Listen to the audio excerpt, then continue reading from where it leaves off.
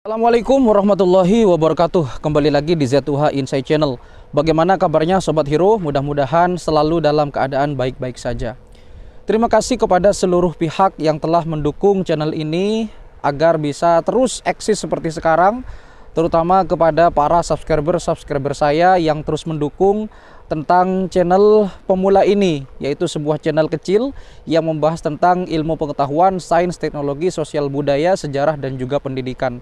Mudah-mudahan ke depan channel ini bisa memberikan informasi-informasi menarik dan juga bermanfaat kepada seluruh masyarakat Indonesia pada umumnya. Terutama kepada Dinas Kebudayaan dan Pariwisata Kabupaten Bangkalan yang telah mendukung channel Z2H Insight agar selalu memberikan informasi-informasi yang bermanfaat. Terima kasih. Mudah-mudahan kita senantiasa tidak berhenti dalam belajar dan juga mengajar. Pada episode kali ini kita akan sedikit membahas tentang benarkah keris itu ada yang mengatakan dari Jawa, ada yang mengatakan dari tanah Melayu. Mengapa sampai saat ini keris itu masih menjadi perdebatan dan menjadi perbincangan yang tidak selesai hingga sekarang. Bahkan di beberapa waktu yang lalu keris itu sempat diklaim asalnya adalah dari tanah Melayu atau dalam hal ini adalah Malaysia. Ada juga yang mengklaim bahwa keris itu seharusnya memang berasal dari Jawa karena memang UNESCO juga telah menetapkan bahwa keris itu adalah berasal dari Jawa. Nah, mengapa hal ini bisa terjadi? Dari manakah keris itu berasal? Ini yang akan kita bahas pada episode kali ini. Kita belajar bersama, jangan skip videonya dan kita putar dulu intronya.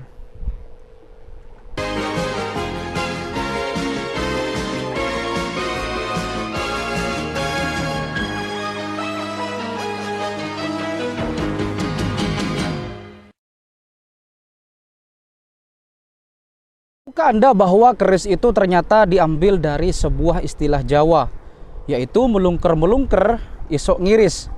Kalau diartikan ke dalam bahasa Indonesia, maka akan memiliki arti sesuatu yang berliku-liku, yang bisa mengiris-ngiris, atau bisa membelah sesuatu yang lain. Itu yang disebut dengan keris. Makanya disebut dengan keris karena asalnya adalah melungker-melungker isok ngiris. Keris itu sangat identik dengan masyarakat Jawa. Karena biasanya masyarakat Jawa tidak bisa dipisahkan dari yang namanya keris. Keris bagi masyarakat Jawa tidak hanya sekedar senjata, tapi lebih dari itu. Keris merupakan sebuah simbol kebudayaan dan simbol kekuatan bagi masyarakat Jawa. Bahkan tidak jarang kita menemukan masyarakat Jawa yang percaya bahwa keris-keris tertentu memiliki kekuatan-kekuatan mistis dan kekuatan-kekuatan magis di dalamnya. Tentunya kalau kita mengetahui bahwa masyarakat Jawa itu terbagi menjadi 3 wilayah, yaitu wilayah Jawa Timur, Jawa Tengah, dan juga Jawa Barat. Biasanya antara ketiga wilayah tersebut memiliki karakteristik masing-masing. Tidak terkecuali pada senjata yang disebut dengan keris.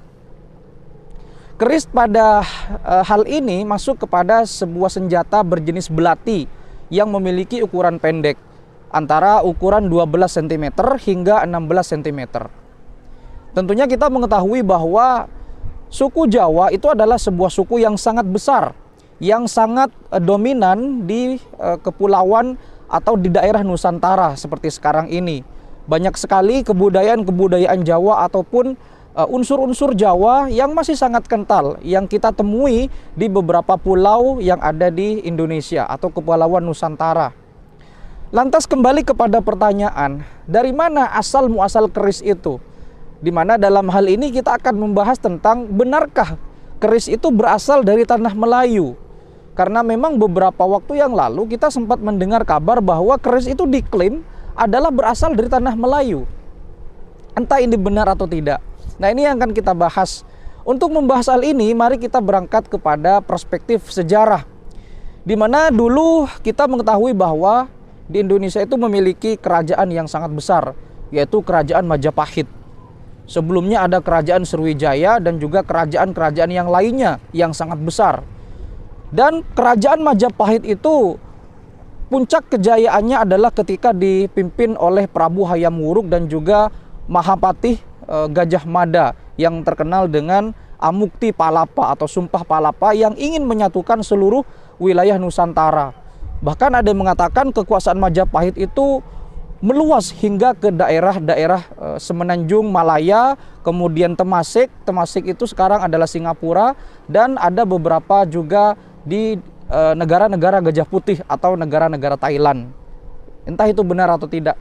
Tetapi yang akan kita bahas adalah kenapa tanah Melayu, dalam hal ini masyarakat Melayu, mengklaim bahwa sebenarnya keris itu berasal dari tanah Melayu, bukan dari Indonesia.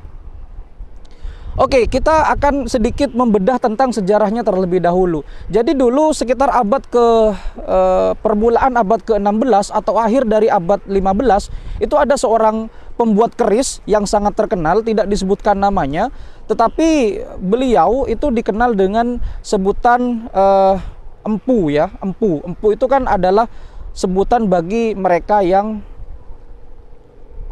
mereka yang pandai membuat keris. Empu tersebut dikatakan oleh masyarakat sekitar adalah empu pandai sarah atau empu pandesarah. Jadi pada waktu itu sekitar akhir abad ke-15 dan awal abad ke-16 ada seorang empu dari tanah Jawa yang dikaitkan dengan keris yang berasal dari tanah Melayu itu. Empu tersebut bernama Empu Pandesarah atau masyarakat sana menyebut dengan Empu Pandesarah. Jadi beliau berkunjung kepada daerah yang bernama daerah Patani. Daerah Patani itu adalah daerah di negara Thailand. Ternyata daerah Patani itu dulunya adalah bukan negara Thailand, tetapi kekuasaan kekaisaran tanah Melayu. Sehingga pada waktu itu, pada akhir abad ke-15 dan permulaan abad 16, daerah Patani banyak sekali yang muslim, karena daerah tersebut masih dalam kekuasaan kekaisaran atau kerajaan-kerajaan Melayu pada waktu itu. Nah, ketika itu Empu Pandesarah atau Empu Pandesarah ini ternyata berhasil membuat sebuah keris yang keris tersebut tidak identik dengan kejawaan. Artinya tidak ada unsur-unsur Jawa pada keris tersebut. Tentunya kalau kita mengetahui bahwa keris-keris Jawa itu biasanya ada dua jenis ya, ada yang berliku-liku, kemudian ada yang lurus. Ada juga yang sangat panjang seperti keris yang ada di Pulau Bali. Kemudian keris-keris juga ada di Pulau Madura.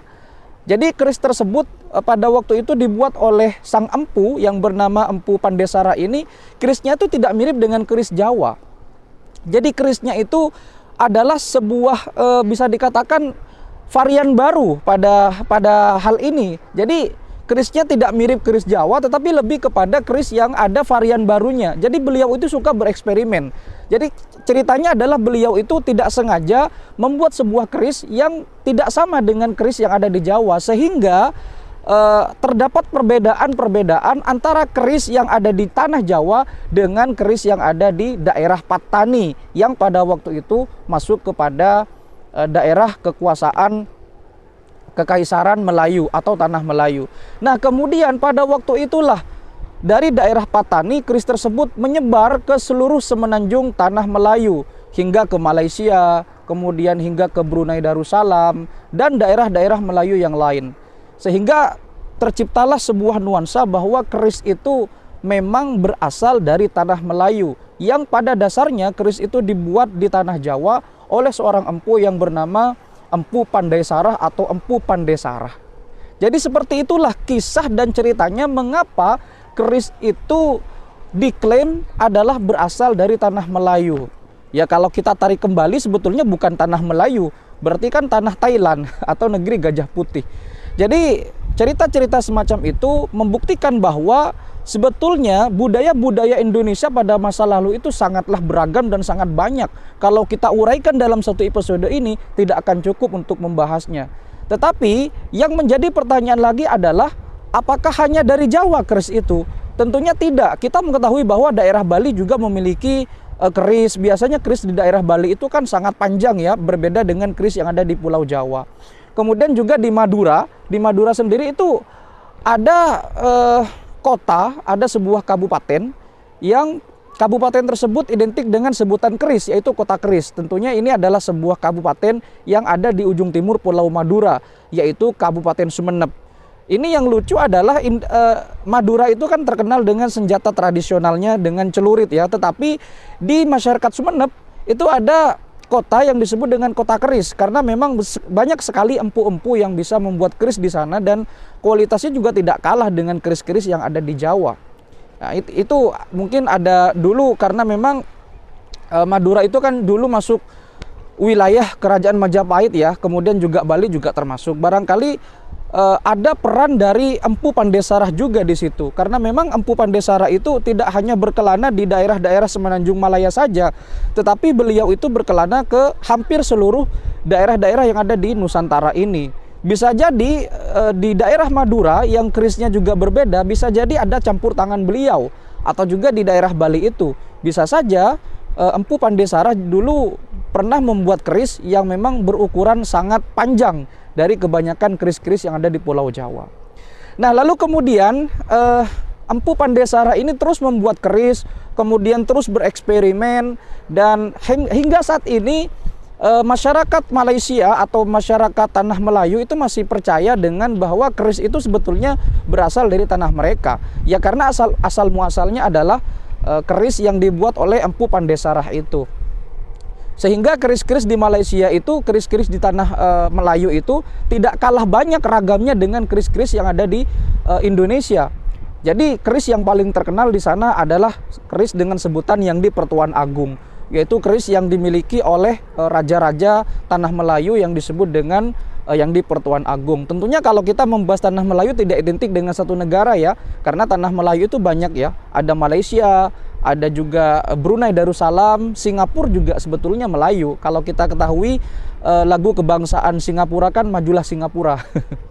Oke, jadi seperti itulah sejarah dan alasan kenapa masyarakat Melayu mengklaim bahwa keris itu berasal dari sana. Entah ini benar atau tidak, tetapi seperti itulah sejarah mencatat bahwa dulu ada seorang empu yang berasal dari tanah Jawa yang bernama Empu Pandesarah atau Empu Pandesarah sekitar abad permulaan abad ke-16 atau akhir abad ke-15 yang berkelana atau berkunjung ke sebuah daerah yang bernama daerah Patani di Thailand, tetapi pada waktu itu daerah Patani masih dalam kekuasaan tanah Melayu, hingga akhirnya beliau membuat beberapa keris yang tidak mirip dengan keris-keris yang ada di Jawa.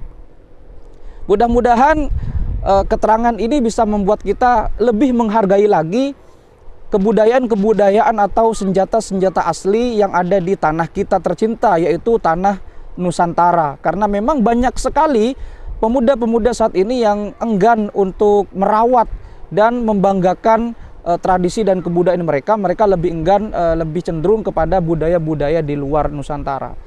Mudah-mudahan video ini bisa memberikan manfaat kepada kita semuanya. Jangan lupa untuk terus mendukung channel ini agar berkembang dengan cara like, komen, share, dan subscribe. Sampai jumpa di video berikutnya. Wassalamualaikum warahmatullahi wabarakatuh.